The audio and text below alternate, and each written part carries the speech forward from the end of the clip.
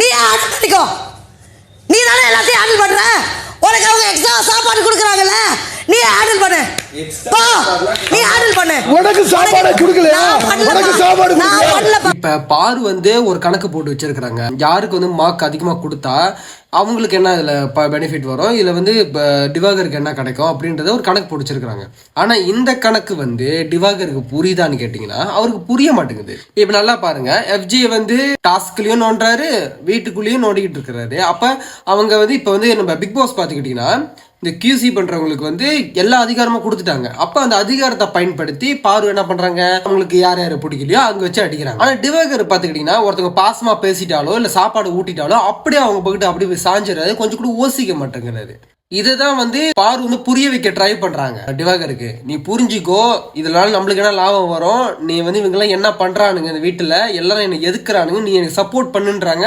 ஆனா டிவாகருக்கு கடைசி வரைக்கும் புரியல. கடைசியா பேட்சை தூக்கி போட்டு போயிட்டே இருந்துட்டாங்க பாரு. சூப்பர் டெலக்ஸ் ஹவுஸ்ல உள்ளவங்க என்ன சொன்னாலும் வந்து பிக் பாஸ் ஹவுஸ்ல உள்ளவங்க செய்யணும் அப்படின்னு சொல்லி இந்த ஆதிரி எஃப்ஜி என்ன பண்றாங்க, குடிக்கிற தண்ணி எடுத்துட்டு வர்றதுக்காக பாரு எடுத்துட்டு வர சொல்றாங்க. இதனாலதான் கடுப்பான பாரு சண்டை போட ஆரம்பிக்கிறாங்க.